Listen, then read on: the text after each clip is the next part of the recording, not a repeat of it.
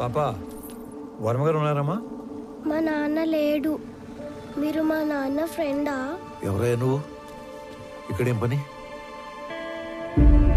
అంటే సురేంద్ర అని మీకు కావాల్సిన వ్యక్తి ఇంట్లో మా వాడిని కలవడానికి వెళుతున్నట్టు చెప్పొచ్చాడు. అప్పటి నుంచి తను కనబడకుండా పోయాడు, అంతేనా? అది కూడా ఏడాది క్రితం అంటున్నావు. నువ్వు ఆర్స్లీస్ నుంచి శ్రమపడి ఇంత దూరం వచ్చావు. మా వాడు దుబాయ్ వెళ్ళి చాలా కాలమైంది. అయినా మా వాడికి సురేంద్ర అనే పేరుతో ఎవరు ఫ్రెండ్స్ లేరే. ఇదేంటి, మీ అబ్బాయే కదా? ఆ పక్కన ఉన్న పెళ్లి కొడుకు పేరే సురేంద్ర. వీళ్ళ ఫ్రెండ్స్ కాకుండానే అయ్యుండొచ్చు. అయితే ఏంటి? మీరేదో దాస్తున్నారు. అవునయ్యా, దాస్తున్నాను. అది నీకు అర్థమైంది కదా. ఇంక నువ్వు బయలుదేరచ్చు. బయలుదేరు. ఏం చూస్తున్నారమ్మా? పద లోపలికి పద.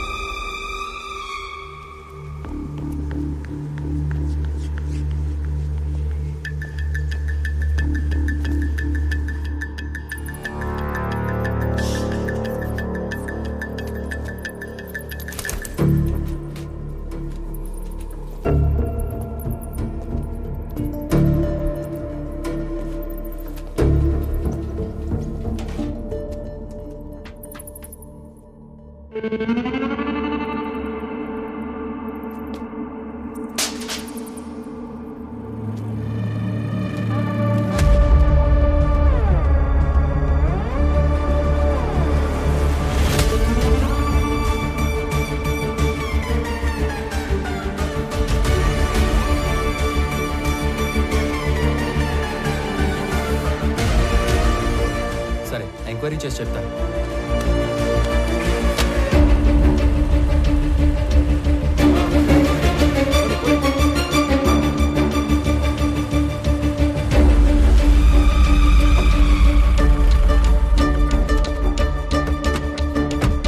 నమస్తే సార్. నమస్తే సార్. మీరు అడిగిన డీటెయిల్స్ ఇందులో ఉన్నాయి సార్. ఓకే, ఒక 2 minutes. ఇటు వచ్చేయండి.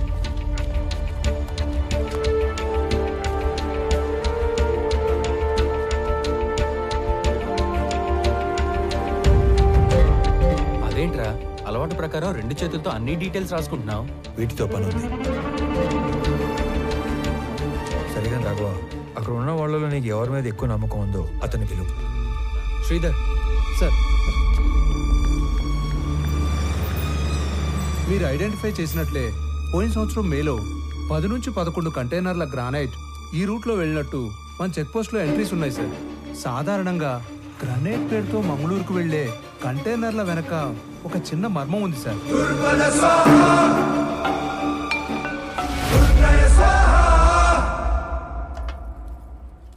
పెద్దమ్మా, చిన్నోడికి ఆవు పాలు అడిగినావుగా, ఇగో. అరే అనంతు, వేడివేడిగా ఉంది, తిందుగందా? లేదులే అన్నా, అర్జెంటుగా పోవాలా.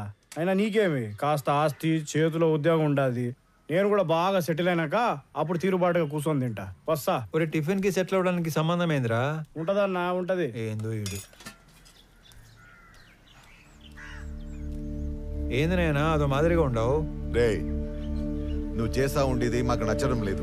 నువ్వు ఇంటి ముఖం చూసి వారం రోజులు అవుతుండాది. ఆఫీస్ కూడా మానుకుని ఆ సురేందర్ని వెతకాలా ఏమి? ఇది కూడా ఆఫీస్ పనే. ఎవరో కూడా పూనుకోపోతే కేసు చట్టం ముందుకు పోతాది. ముందుకెళ్ళకపోతే ఆడనే ఉంటాది. ఒక్కరికి సాయం చేయడం కోసం అన్ని వదులుకొని పరిగెత్తాల్సిన అవసరం ఏంది? మీరేమనుకోనంటే ఒక మాట చెప్తానే. మీరేం చేసినా 10 మందికి ఉపయోగపడే పనే చేస్తారు. కానీ ఈ విషయంలో మీరు ఒకరి పని కోసం ఎక్కడో తిరుగుతుంటే మిమ్మల్ని మెచ్చించనవే తప్పుగా మాట్లాడతారు. బావగారు 4 రోజులుగా నిద్రపోలేదు అల్లుడు గారు. అమ్మాయి కూడా మీ గురించి ఒకటే దిగులు. మహాలక్ష్మి, నువ్వు కూడా చెప్పేది ఏదైనా ఉందా? ఏం లేదు.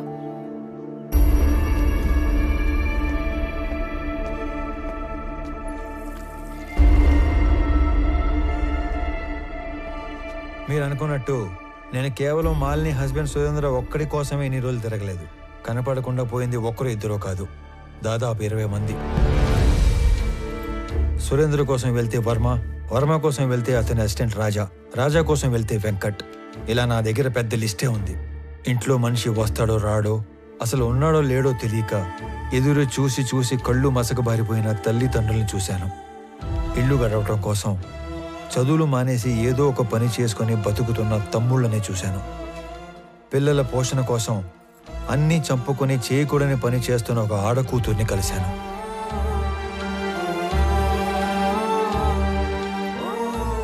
మా కొడుకే మాకు ఆధారం.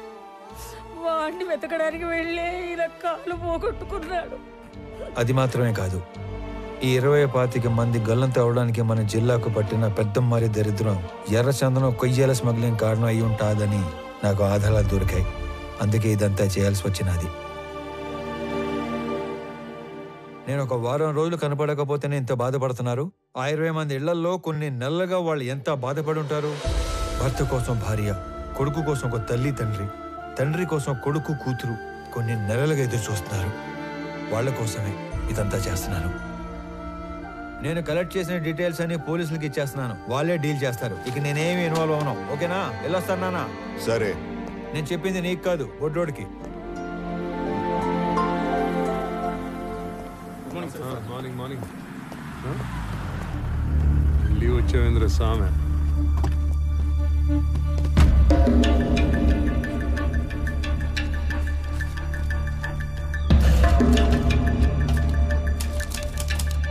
అరే, మీరు దేని నుంచి తీసుకొచ్చి దేనికి తీగ కట్టారు రామారావు గారు? గ్రేట్. ఏమీ లేని ఒక విషయానికి ఎర్రచందనం రంగు పులివితే నేను సీరియస్ గా తీసుకుంటానని మీ ఎత్తుగాడు. కొంపదీసి ఇక్కడున్న ఈ చెట్లు చూసి నీకేమైనా ఆలోచన వచ్చిందా? మీ అంత కాకపోయినా మేము షార్పే. ఎత్తుగడ కాదు, నిజం. ఏంది నిజం? మీరు చెప్పిన చెక్ పోస్ట్ రిజిస్టర్ లో గ్రానైట్ రాసి ఉంటే మీరు ఎర్రచందనం ఎట్లా చెప్తారు? తిరుపతిలో గ్రానైట్ లేదు. ఆ బెల్ట్ లో గ్రానైట్ ఒక్క ప్రకాశం జిల్లాలోనే ఉంది. వాళ్ళంతా అటు నుంచి అటే మెడ్రాస్ పోర్ట్ నుంచి ఎక్స్పోర్ట్ చేస్తూ ఉంటారు. పిలేర్ చెక్ పోస్ట్ లో వర్మ తాలూకు కంటైనర్ల ఎంట్రీలు ఉన్నాయి. అంటే మంగళూరు పోర్టుకి వెళ్ళే. ఇక్కడ నుంచి మంగళూరుకి బయలుదేరిన మనుషులు కనపడట్లేదు. సరే అనుకుందాం. ఈ మిస్ అయిన సురేందర్కి కంటైనర్ల ఎంట్రీలకి సంబంధం ఏంది? అంటే వర్మతో కలిసి సురేంద్ర ఆ స్మగ్లింగ్ చేస్తున్నాడా? తప్పు కదంటారా సామె. ఈ కంటైనర్ల బ్యాచ్ మొత్తం మిస్ అయ్యారనే అనుకుందాం. వాళ్ళ ఇళ్ళలో వాళ్ళందరూ ఊరకే ఎందుకు కూర్చుంటారు? ఎక్కడ కంప్లైంట్ ఇచ్చినట్టు నా నోటీస్కి రాలేదే. వాళ్ళ అడ్రస్లు మీ దగ్గర ఉన్నాయా?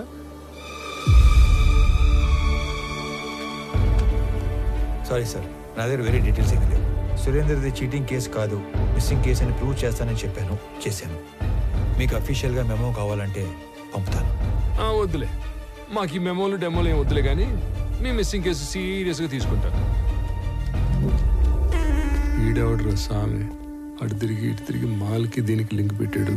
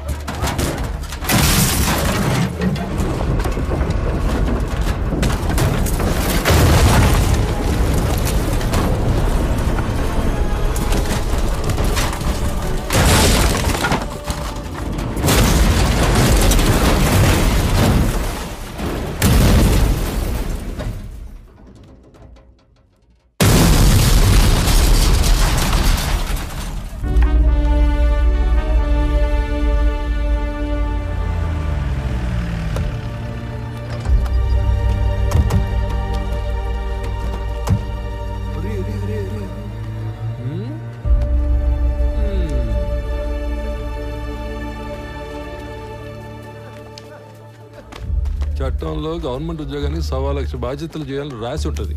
అవన్నీ చేయకూడదు. స్టాండర్డ్గా కొన్ని ఉంటాయి, మూసుకొని అవి చేసుకుంటూ పోవటమే. అట్ట కాదు, అవన్నీ బాధ్యతలు నేనే చేసేస్తా, ఏదో ఉద్ధరించేస్తా అని ఆంతరు లగెత్తావు అనుకో, ఇదిగో ఇటు యాక్సిడెంట్లు అవుతాయి, ఇటు కాలు ఎరుగుతాయి. అయినా ఇవన్నీ నాకెందుకులే, నువ్వే యాక్సిడెంట్ చేసావని నిజాయితీగా పైకి రిపోర్ట్ రాస్తా.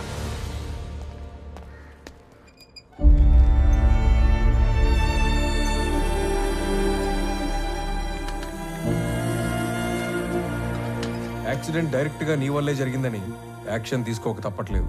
నేను ఈ ఎంక్వైరీ కమిటీలో రామారావుకి 6 months సస్పెన్షన్ ప్రపోజ్ చేస్తున్నాను. ఏమంటారు ఎస్పీ గారు? Sir, if you don't mind, I have humble submission.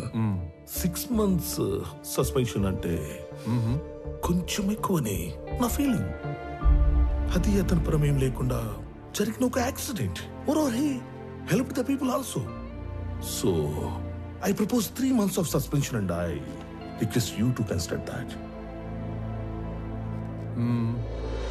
I'm okay with this. Yeah, thank you, sir. Better be safe than sorry next time, Mr. Ramarao. Thank you sir. Phone చేసిన వెంటనే వచ్చినందుకు మీ అందరికీ చాలా thanks రా. మిమ్మల్ని అందరినీ ఇక్కడ పిలవడానికి ఇంకో బలమైన కారణం ఉండాలి. నేను ఇక్కడికి ట్రాన్స్ఫర్ అయ్యి వచ్చాక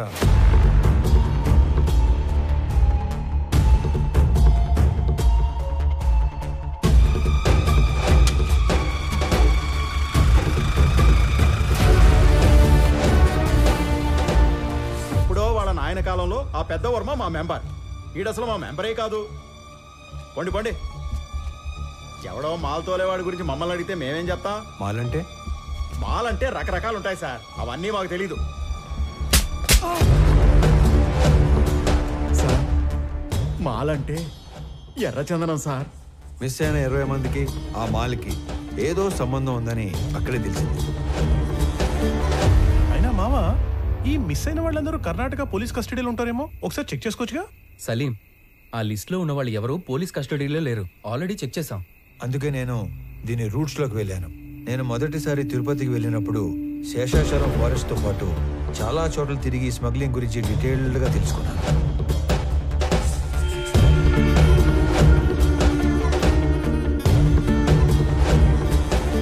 ఈ టోటల్ స్మగ్లింగ్ నెట్వర్క్ లో మొత్తం 5 లేయర్స్ ఉంటాయి. Number 1, wood cutters. వీళ్ళు పేద లేబర్, ఎక్కడో తమిళనాడులోని తిరువనమలై దగ్గర ఉన్న జవాదుమలై ప్రాంతం నుంచి వస్తారు. Second, loaders. వీళ్ళు శేషాచలం ఏరియాలో లోకల్ వాళ్ళు, సీక్రెట్ లొకేషన్ కి వుడ్ని చేరుస్తారు. Third, keepers. వీళ్ళు కూడా లోకల్ వాళ్లే. సీక్రెట్ లొకేషన్స్ లో ఎర్ర చందనాన్ని కొన్ని రోజుల పాటు దాస్తారు. చిన్న మొక్కైనా సరే నీళ్ళలో వేస్తే మునిగిపోయే గుణమున్న ఈ ఎర్ర కొయ్యని ఒక్కోసారి నెలల కొద్దీ చెరువుల్లో కుంటల్లో దాచి ఉంచి కాపాడతారు. Fourth, transporters. వర్మ లాంటి వాళ్ళు సీక్రెట్ లొకేషన్ నుంచి పోర్టు దాకా చేరవేస్తారు. Fifth, the exporters. వీళ్ళ కంపెనీల పేర్ల మీద ఎర్ర చందనాన్ని గ్రానైట్, ఫుడ్ లేదా టొబాకో పేరుతో ఎక్స్పోర్ట్ చేస్తారు. పెద్దగా రిస్క్ లేని పని చేసే ట్రాన్స్పోర్టర్స్ మొత్తం ఇప్పుడు మిస్ అవ్వడమే ఒక పెద్ద మిస్టరీగా ఉంది. ఈ 5 లేయర్లు కాకుండా వీళ్ళందరి పైన ఒక కింగ్ పిన్ ఉంటాడు. వాడుక భాషలో వాడినే డాన్ అంటారు. ఈసారి 12 కంటైనర్ల ఎర్ర చందనం, దాన్ని తీసుకెళ్తున్న మనుషులు మిస్ అయ్యారు కాబట్టి నా అంచనా ప్రకారం వాళ్ళ మనుషులు కూడా వెతుకుతూనే ఉండాలి. ఈ కేసుని క్రాక్ చేయడానికి మీకు తెలిసింది చెప్పండి, చేయగలిగింది చేయండి. మీ అందరికీ తెలుసు నేను మైసూర్ దూరదర్శన్లో పనిచేస్తున్నానని. మంగళూరు పోర్ట్ ఏజెంట్ల ఇన్ఫర్మేషన్ మా దగ్గర ఉంది. ఈ ఎర్రచందనం స్మగ్లింగ్ మీద మేం డాక్యుమెంటరీ చేసినప్పుడు ఇదంతా గ్యాదర్ చేశాం. నీకేమైనా కాంటాక్ట్ తెలుసా? మైసూర్ ఫోన్ చేసి రేపే కొలీగ్ దగ్గర కాంటాక్ట్ తీసుకుంటా.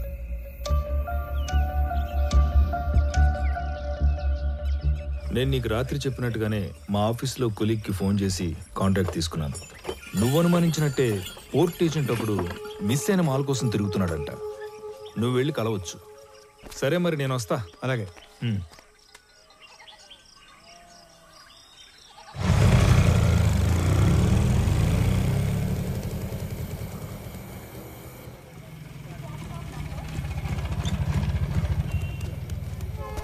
స్టాండ్ అని చెప్పి రైల్వే స్టేషన్ తీసుకొచ్చినావు ఏందన్నా? చిన్న పని మీద వెళ్తున్నాను రా, నువ్వు వెళ్ళు. అన్నా ఇంతకీ ఆడికి పోతున్నావు? సురేంద్ర అని నీకు తెలియదులే, అతని మిస్సింగ్ కేసు పని మీద అర్జెంట్ గా మంగళూరు వెళ్తున్నా. ఇంట్లో మాత్రం నేను హైదరాబాద్ వెళ్తున్నానే చెప్పాలి, ఓకేనా? వెళ్ళు వెళ్ళు వెళ్ళు వెళ్ళు.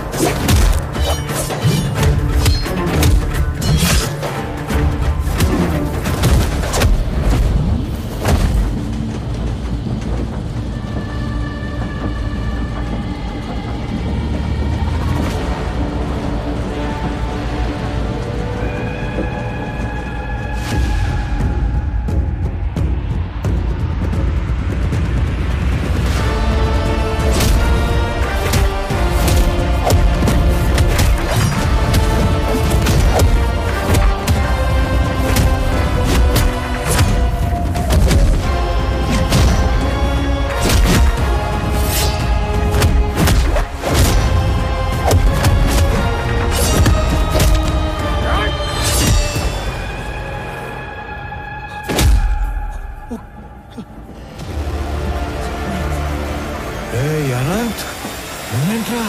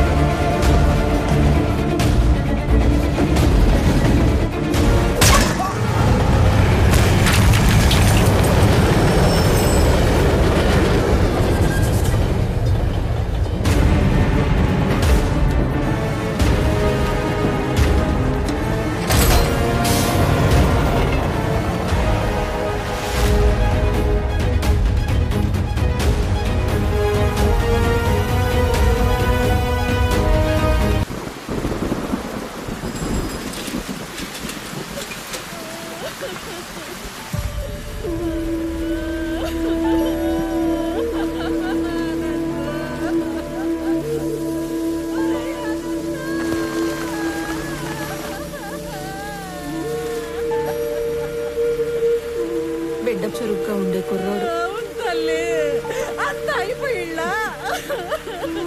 అదిగో వాడేనమ్మా ఇట్టా నా బిడ్డ తీసుకుపోయినాడు.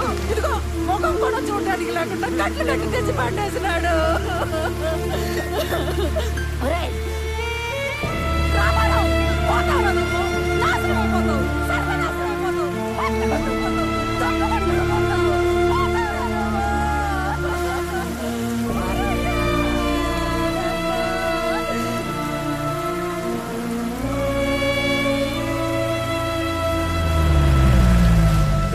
బస్ లో హైదరాబాద్ పోవాల్సిన ఓడివి ట్రైన్ లో మంగళూరు ఎందుకు పోతాండావురా? మీ పిన్ని శాపనార్థాలు మన కుటుంబానికి తగిలేట్టు ఉండాయిరా. ఈ గందరగోళంలో నా గుండె ఆగిపోయేట్టు ఉందిరా. నిజం చెప్పరు. నేను చెప్పింది నిజమేనా? నిజం కాదు, అన్ని ఉత్త కూతలే. ఇదిగో పెద్దాయనా, మీ వాడు ఏం చెప్పాడు? ఆ బాడీ ట్రైన్ లో నుంచి జారి పడిందన్నా. అస్సలు కాదు, రన్నింగ్ ట్రైన్ లో నుంచి ఎవడో బలవంతంగా తోస్తే ఆ బాడీ బయటపడి తుక్కు తుక్కు అయ్యింది. హే రామారావు, బల్లె దొరికావరా సామె. ఈసారి ఉళ్ళ నువ్వు తప్పించుకోవటం నన్ను తికమక పెట్టేంత తేలిక కాదు. ఉడుం పట్టు పట్టేస్తా. పాపా స్టేషన్ పోదమ్మా. అరే నువ్వు కదలరా సామె, నేను ఎంక్వైరీ చేయాలి. రామారావు, ఇది నువ్వు ఇన్వాల్వ్ అయ్యే టైం కాదు. ఇప్పుడు మా ఇంట్లో ఎమోషన్స్ కంట్రోల్లో లేవు. అనవసరంగా నన్ను ఇరకాటంలో పెట్టాల్సిన అవసరం లేదు నీకు. ఉందిగా, అవసరం ఉంది. అవును, అప్పుడు మనం మొదట్లో కలిసినప్పుడు ఏదో చెప్పావు. క్రిమినల్స్ నేరం చేసినప్పుడు దొరకటం కన్నా పోలీసులకి అవసరం ఉన్నప్పుడు దొరకటం ఎక్కువ. అదే మరి ఇప్పుడు నువ్వు నాకు అవసరం. పాపా స్టేషన్ పా. పైగా ఈ జనాలందరూ చూస్తున్నప్పుడు నిన్ను స్టేషన్ తీసుకెళ్ళడం నాకు ఇంకా అవసరం కాదు. వాటన్నిటికంటే ముందు నీకు నీ జాబ్ అవసరం. నువ్వు పుట్టింది ఒంగోలు రైల్వే ట్రాక్ పక్కన ఒక చిన్న గుడిసెలో. మీ తాత మీ నాన్నకిచ్చింది ఆ గుడిసె 6 డజను పందులు. మీ నాన్న నీకిచ్చింది ఒంటి నిండా దెబ్బలు, వీపు నిండా వాతలు. నీకు వచ్చిన జీతం అంతా దాచిపెట్టిన నీ ఆస్తి మొత్తం 9 నుంచి 10 లక్షలు ఉండాలి. కానీ ఈరోజు నీ ఆస్తి దాదాపు 3 కోట్లు. దానికి సంబంధించిన పత్రాలు, పాస్బుక్లు అన్ని డీటెయిల్డ్గా నా దగ్గర ఉన్నాయి. పైగా పిల్లలు లేని మీ దూరపు చుట్టం ఒక పోలీస్ ఆఫీసర్ చనిపోతే చిన్నప్పుడు నిన్ను దత్తత తీసుకున్నాడని ఫేక్ సర్టిఫికెట్ పెట్టి కంపాషనేట్ అపాయింట్మెంట్ కింద ఈ పోలీస్ జాబ్ కొట్టేశావు. ఒక్క రిజిస్టర్ పోస్ట్ పంపితే దాంతో నీ జాబ్ మటాష్. చేతి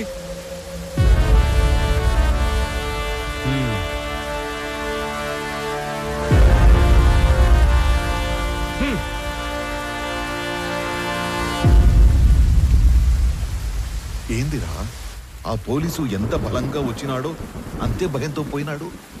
ఏం చెప్పి భయపెట్టినావురా? అసలు ఏం చేస్తున్నావు నువ్వు? అనంత వాళ్ళు ఈ మధ్య ఆస్తులు ఏమైనా కొన్నారా? ఎక్కువ డబ్బు వాళ్ళ చేతులు మారడం ఏమైనా చూసావా? నేనేం అడుగుతాంటాను, నువ్వేం అడుగుతాంటావు? రే, తండ్రి అయ్యుండి ఈ వయసు తండ్రితో అబద్ధం చెప్పకూడదురా. నేనేం అబద్ధం అనలేదు నాయనా. నేను ఎక్కువ బాధ పెట్టకూడదని నిజాన్ని దాచాను.